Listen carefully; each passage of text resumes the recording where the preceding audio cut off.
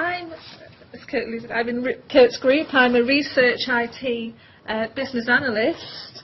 But what I'm going to present to you upon is building the University of Manchester Research Data Management Service, which I've been working on since around 2009. When I say that, just an overview of what I'm going to talk about, the project, the service, next steps and our challenges. But if I just skip to this bit for a minute, so since 2009 we've run projects to actually realise and understand the behaviour of researchers in building the Research Data Management Service. So we had a MADAM project in 2009, that's Manchester Data Management. Don't ask me how MADAM went from this, it was just quite fun to use MADAM in another context. And from 2011 to 2013 we actually concentrated on bringing around a service, and luckily enough we were funded by CISG to do this, because it really gave us, that kick start to actually start building something which was fast coming, compliant on us. And then in December 2013 we actually launched our service, which was fun, rolling out the communications for that, which I'll talk a wee bit more about in a bit. But just looking at Manchester, Kurt talked a wee bit about our actual landscape. 26 academic schools, 4 faculties now changing into 3. So also restructure within IT services. You can imagine it. When I was asked to do this presentation, I was asked, all right, Kit, can you talk about how you came about with the service and what would you change? But it's been constant change ever since we actually launched the service, not just within our institution, but funding councils, etc. And we've had to move with it. So going back to the facts and figures, 5,000 research staff. Can you imagine building a research data management service that meets their needs? Each one has their own specific requirements, their own, as Kurt would put it, their own kingdom, their own, need. So we have to take that into account. We've had to take that into account. And in undertaking the, undertaking the MISS project, our first aim was to gather a load of requirements, so it was requirements led, and we had to do that pretty agilely and kind of work with the what we call champions within our faculties that delivered services to academics that reached out to hundreds of people. We couldn't reach out to all 5,000. The MISS project was 18 months long. You'd never do that within that time. So we did as best we could. We worked with services and we worked with governance teams, etc., to actually, find out the different needs of the academics. So what was MISS anyway? So we were given 250k from CISG. It cost us a lot more. 750k alone calculated when we were putting the proposal together. I was the project manager on this, by the way. And that 750k on behalf of the University of Manchester. 200k was initial infrastructure for a research data storage service, and the rest was people time in building the service. That included our academics, our research data management steering committee, and some of the team. We got some of the 250k from CISG was used for some of the team, we had 2 developers, 1 project manager, 1 outreach person trying to deliver this. So the aim was to deliver a sustainable research data management service that supported the whole of the research data lifecycle from cradle to grave, and would put in place systems, policy and support service, and would integrate with, at the time, was our Manchester work environment. So the systems that we were looking to build should be built within a framework for IT services, which IT services basically said was our approach, our structure, and any tools that are being built should be built within. So we had a very narrow scope on what we could actually deliver. And also we were going to set up the senior governance team. So the outputs, set of user requirements, tick. Our policy was ratified very fast, and we were amazed. the project started in October 2011. We had a policy by, I think it was May 2012. That was amazing. Lots of other universities actually suffered with getting through the policy stage. We used an academic champion at Manchester who sat on the faculty, well, who sat on the senior leadership team and board of governors and etc., who would actually push for Manchester to push this policy through. And that's how we actually got it through so fast. We delivered our own data management planning tool, which I'm going to go through in a minute. We delivered research data infrastructure, research storage infrastructure, which, as Malcolm alluded to, having 5,000 researchers at the University of Manchester, we couldn't tell you how much data storage we were going to need. What I have got in this presentation is some backup statistics to show you, we are just beginning to get a slight grip on it all. More is yet to come, and I will go into that in more detail. We put a service team in place, which I'm going to go into, support and website development, guidance for the policy, around the policy, and we trained our support network. 96 members of staff across the University of Manchester Library, IT services, and faculty research committees. That was no mean feat. And as Kurt said, the library own the service, they own the front line to this service, but it's a partnership. And the partnership at Manchester is the library IT services, supplying the infrastructure and the technical expertise, etc. And also research support services, or your research office. Yeah, we need them. We wanted to bring them all together so that we could get, wherever a researcher came in, whether he was putting a proposal together or just had a question about funding requirements, we could get them at the research office side right through where they were talking to their friendly IT person around their storage, etc. So that was it. It was a connect to ensure that we could deliver a research data management service at Manchester. And we put together a governance approach, which we will come into. So, University of Manchester Research Data Management Policy, quick overview, is following RCUK common principles. I guess there's no surprises here. I guess most of you or all of you are aware, it's all around the responsibility, the ownership, openness, publishing, reuse and sharing, discoverability of research, making it, when you make it open and available, and storing and preservation in accordance with retention policies, etc. So I won't go into too much of that because, as I say, I expect most of you have got your own, or moving towards your own policies. So one of the big questions within the project is what was the service team look like? What are we going to need to support this? Again, we're embarking on an unknown at the time, and we weren't sure how much, support was going to be needed. This is the library from 10 to the Research Data Management Service, and at the time when we were delivering the MIST project, they were restructuring as well. So they created what is called Research Services, and they put a Research Services Manager in place which would manage the service. And then we have a librarian and a support analyst, both of which work on the front line for research data management. So our research data management lead and our research data management analyst, basically. And then the rest of the research support services team, which had varying specialities such as open access, citation, data analytics, etc., would all support the baseline service team in delivering, responses to researchers' questions around their research data management. Now, that's the research support services. On the technical side, we've also got digital technology services in the library. And in that team, we put in a research data manager, technical manager, so somebody that would think about the tools that were required and work with IT services to deliver those tools within, a joined up way, and one developer to help keep tools that were created moving forward and to help build other tools. Yeah. for the service.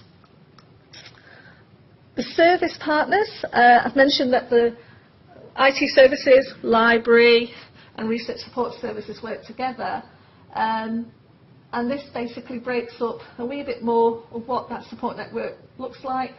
For communications, there was a team in the library that were set up around engagement with academics. They sit on school boards, which there's 26 schools, and they communicate about the Research Data Management Service. And then there is also, as I say, the rest have spoken about research services team and digital technologies. IT services, there's research IT staff who work with myself, who works at the library, around the Research Data Management Service, and my particular role at the moment, I'm actually working on delivering an archiving infrastructure for the University of Manchester, as well as a front end. We're looking at a front end to archiving infrastructure. We've got a project going with JISC, the Data Vault project, which we're collaborating with the University of Edinburgh on, and you heard Kurt talk about hothouse projects, so that's been developed and delivered agilely to create something for the community, for guys like you who would need, a front end to infrastructure. Because on reviewing the archiving infrastructures that's out there, none of them come with front ends that will handle your metadata, policy around retention, etc. And that's what Data Vault's aiming to do. Okay, so governance. We really wanted to keep the momentum going at quite a high strategic level for research data management. So we've got a steering group which contains the Associate Vice Principal for Research, also the AVP, Associate Vice President for Data Integrity, heads of Research IT, Strategic IT, library representatives, heads of research services in the library. Again, various heads of the services that are partnered, and academics, so that we keep the academic inclusion in what we're doing strategically. As well as that, we set up an operations group, so to see the service actually run smoothly, and a technical advisory group. If we're building tools, we want the library research data management technical manager working with IT service, different parts of IT services to deliver the tools effectively. And underneath, we've got a user group that's made up, well, it's actually led by one of our senior professors, and she pulls in people from various areas across the university to get their feel on what they need for research data management. Because I say, we're no means finished. We're still developing, and you'll see that in our roadmap. Yeah. Okay, so in delivering the service, how do we actually, get researchers to comply and get researchers to stand up and understand, that they have to do data management? We took our grant submission and post-award administrative processes and built in research data management planning into it. No researcher in our university should be able to put in a proposal without his head of skills sign-off. And the head of skill will not sign off if there's no research data management plan reference number on the form that he signs off for the bid to go forward. And that's how we have ensured that we can get compliance at least the pre-award process. We also built our own data management planning tool because we wanted to integrate data management planning with our research office management systems. So we wanted to be able to pull information and push information to our research office management system, by the way, which is changing. So as I say, things change, changing all the time. We're now moving towards Pure. We've got a project running that's basically implementing Pure, and it's going to be more change for the Research Data Management Service and how does data management plan work with this. But one key thing we put in, we didn't just create a data management planning tool that was all the funders' data management plans. We put an outline data management plan in as a header to get some key business information. So to make researchers think, how much data storage do I need? Where am I going to be storing my data? all key compliance, well, that's a key compliance question. Am I going to be acquiring, or can I reuse data from somewhere else? So rather than just go off and start, recreating data, make them think about where they can get all the data from. Where will the data be stored, etc. Yeah, and I've got some nice information. Oh, sorry, that's our web pages with further guidance. You can go. That's changed as well, by the way, but you can go have a look at that. www.manchester.ac.uk/research-data. So looking at it statistically, we started out not knowing, what we were in for. We bought, in launching the research data storage, we bought half a petabyte of data. We've now got a petabyte of data in. This is, nearly 2 years down the line, and we've nearly used that up. Yeah. Now, these statistics, I've got 2 pages that actually show, I'm willing to share these, they show the change in time. We're estimating about 40 terabytes for a month is being used on our research data storage service. Doesn't sound a lot, but it goes pretty fast. And the behaviour behind this isn't necessarily, it's meant to be active working storage, the research data storage service. In undertaking the archiving project, I found that researchers are also just backing up or archiving their research data onto that. So it's, in building your services, be wary of the activities that researchers, the way they interact with their research data storage service. And really, it's basically down to integrating such services, by the way, in a researcher's workflow. How you present services to researchers. In May, I did a landscaping review of what was happening in Manchester with regards to research data management.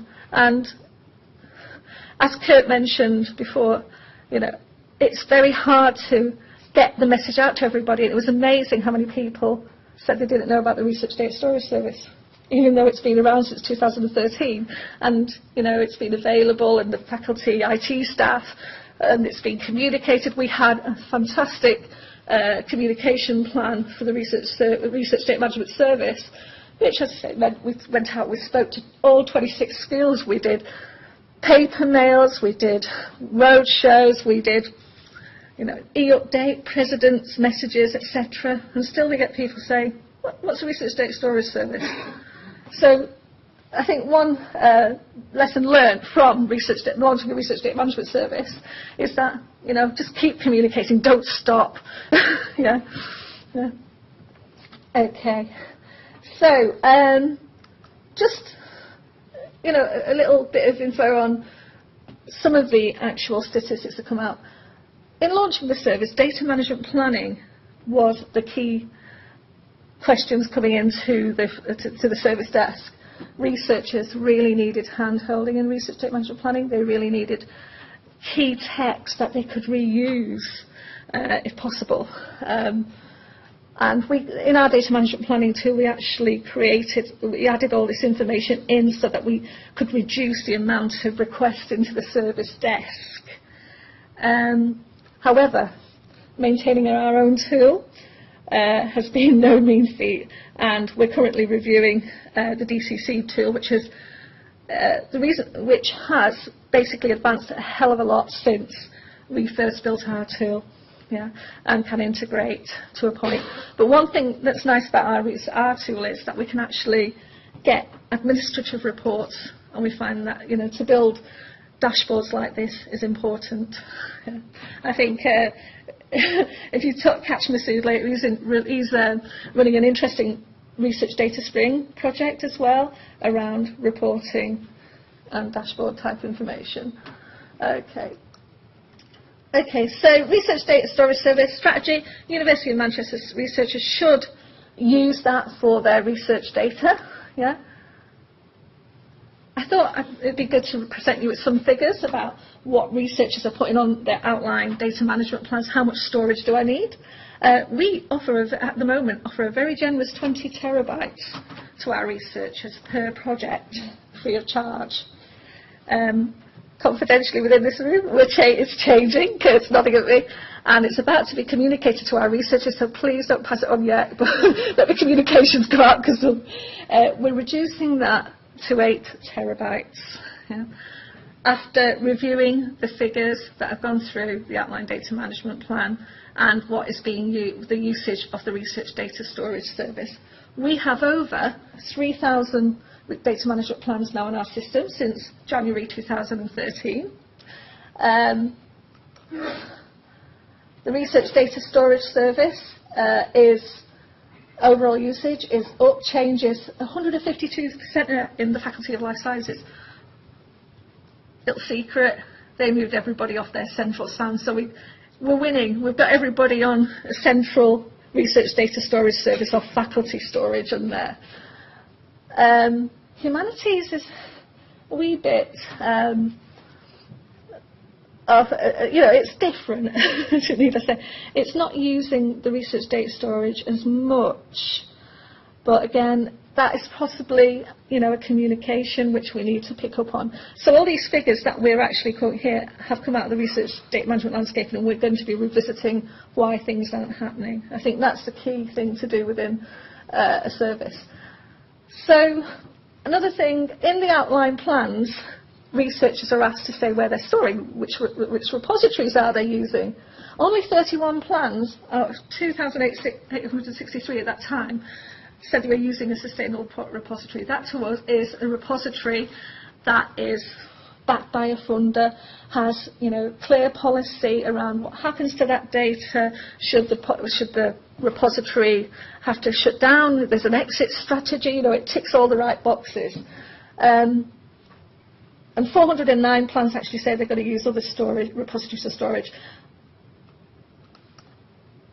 The sustainable repositories, probably no surprise to some of you, UK Data Service, etc., and NERC type repositories. Yeah. However, other storage use. Again, no matter how much communication was said about where to store your data, researchers are still saying local storage solution. I'm storing my data with the PI's university. That leads to problems, because that's your university's assets being placed in somebody else's institution. And not only that, it's an expense for that other institution. And this is what we're finding, we've found really within the service lifetime, is that the amount of repositories locally hosted within our institution that actually house externals research data that aren't necessarily sustainable and aren't basically compliant. So we've been working towards how do we support researchers who are doing those types of own community type repositories, because community repositories is a good thing. We're not saying don't do it, but we're saying do it sustainably, and do it thinking about what assets have you got on that repository there that we've got a compliance. If it's on our systems and there's a digital object identifier published against it, it's got to be there. It's hell of a ownership. I mean, for the hell of a responsibility for the university to actually take on. So, one of the projects that we are moving towards is a data catalogue, okay, which hopefully will capture what is going on like that. Okay, so I took a bit of time to also look at the volumes of data, so I thought I'd put some figures up here of what researchers, what the high-end researchers are saying they create per day. So one of our Diamond Light Facility people in Oxford, 12 terabytes per day. You can imagine that it's very hard to sustain the amount of data, especially the amount of data coming out of things like Jodrell Bank. Such institutional services, academic areas, have their own storage. It is, I think, an important part of the Research Data Management Service responsibility to actually engage with these services. Physics and astronomy, in our place, who actually, they're tick-boxed against STFC regulations, but, you need to double-check, you need to work with these services. And we don't, at the University of Manchester, we say research data management, the research data should go on research data storage, but we don't stop our researchers actually storing elsewhere. There's a need to. You can't expect to hold everything, but you need to know where it all is. Okay, current approaches to sharing data. The data management plans still picked up that people are using USB sticks, email to share data. SharePoint is fine because we've got our own university SharePoint system. Dropbox, Google Docs, Box. And that just shows us that the research data storage service that we're provided, we need to think harder, and we need to put a front end around it that makes it a Dropbox type solution. And that is one of the projects that we are moving towards, again, to enable researchers' external collaboration on our storage. Again, more sustainable community repositories, UK PubMed, that's all fine. Just as long as we know where the data is, and cataloguing it is key.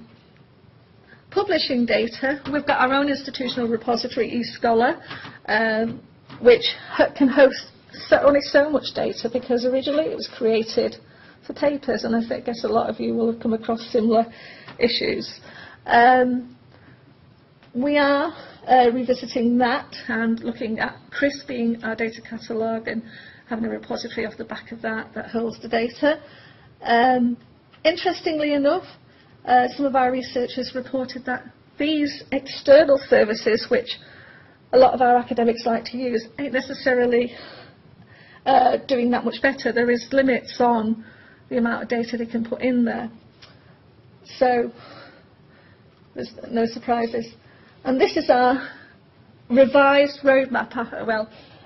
Just prior to the landscaping, it's updated a wee bit more, but this is what we were actually looking at. Now that we're in service, what else do we need to do? So we have, as I mentioned, we've got our researchers storing archivable data on our live research data storage service. We've had an archiving infrastructure pilot running for the last year, looking at various tools and working with Archivum, etc. And over the next year, we're going to be actually looking towards implementing a service. And then it's going to be interesting work going out to the researchers and saying, OK, what data can we move off the research data storage service, and say, no, I want my data there. There's just going to be some, throwback on that, but we need to push the positivity about that. We're also looking to implementing a data safe haven. Yeah, so University of Manchester does a lot of work with NHS trusts, university hospitals, research, and we need somewhere that would enable trust to undertake that research. The data vault, you've heard me talk about that. Electronic lab notebook solution. So one of the big issues researchers had was metadata. The questions coming back at us is, what metadata do I need to store? And there's no way that they're going to sit and manually input everything they've wrote into their lab book. So we've got an e-lab book, electronic lab book project on the launch pad. Not yet in flight, but we are moving towards it. And also an external collaboration piece. So it's not very easy. I mean, there's makeshift ad hoc ways to enabling researchers from external universities to come in and use our facilities. But we need to record it more clearly. We need to map the relationships. We need to understand when the relationship starts, what the relationships actually got access to, what's authorised to do, and then shut it down at the end of a project or whatever, and make sure the data's in the right place. So we've got a project going on around that. And as mentioned, we're actually reviewing our DMP tool. So what are the challenges? And some of them are still going on, advocacy and getting the message out there. The changing landscape I've mentioned. Future-proofing the service. So one thing I didn't go into too deeply, but I did mention, was data management planning.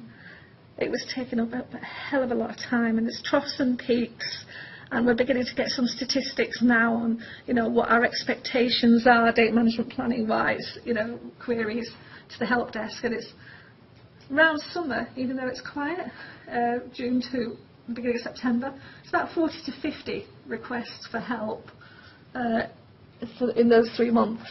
And it's about probably to get even higher in September onwards. So, storage requirements, mentioned about our researchers' behaviour, archiving their data and backing up onto our live research data storage service. We've got some data now. One thing I didn't mention too deep was out of all those outline data management plans, not even 10% not even 20% have come forward for their storage yet. You've got to be aware of the research project life cycle. They don't necessarily come right at the beginning of a project for their storage. It might be 2 years in. So you've got to be aware, and this is where, working with the researchers and understanding their requirements. We can't get them all, but we can get some of it and, work out processes for that. Archiving and preservation. We've got no grip yet on what we are going to have to archive and preserve. And as mentioned, if we're hosting, universities are housing external data as well. Responsibilities there. There needs to be contractual, and the data management plan needs to basically say, if we do archive that, what's the university's responsibility? Who's the contact at the external university, etc. It's quite scary there. And the costs behind all of that. What is it going to cost us going down the line? Police and compliance is another thing. So we have a process in at the pre-award point of the pipeline for research projects. When it comes to actually being funded and ensuring that the researcher is updating their data management plan, and that data management plan reflects what is going on with regards to the data created in that project. That's another big issue, and it's very hard to police. 5,000 researchers, craziness. We're looking at implementing the CRIS system. What review mechanisms can we plug in to ensure that researchers are, in fact, doing that. And of course, the staff training and development. We're still to deliver a lot of training around the curation of research data, because researchers will just want to archive everything, and that relates back to the cost, and going down the line can be very expensive to a university. And in fact, what we need to support us more is more national services, because, as I mentioned, the nature of the research project collaboration. So, for instance, if I was working with Lancaster, and you're both keeping your own bit of the data, 10 years down the line somebody comes along and says, all right, can I see the outputs of this project? And they want to see the whole story around the project. There's a bit in Manchester, a bit in Lancaster. That's a hell of a jigsaw, and I think there's going to be problems down the line in relating that. Another challenge, the tools that I've mentioned in that roadmap, they all have to fit in with if possible, the researcher's actual workflow. Otherwise, when I say workflow, they're everyday. The Google toothbrush that Kurt mentioned, because if we don't deliver tools that do that, they're not going to be used. And, maybe that's one of the issues with our research data storage service. It needs to be more embedded in their workflows. And I've mentioned the issues of ownership and cost of housing other universities' data, but it's something to be aware of. That researchers will just say, all right, Lancaster's the lead, pick on the again. Lancaster's the lead, therefore they can house all the data. It's their responsibility. They've got the data management plan. And indeed, one thing I haven't got up there is data management plans. There's no UK-wide, or even internationally wide, central repository for data management planning. So there's going to be various versions of data management plans in institutions across the UK that are collaborating. It's some food for thought there. And that's it, and it's lunchtime. Are there any quick questions?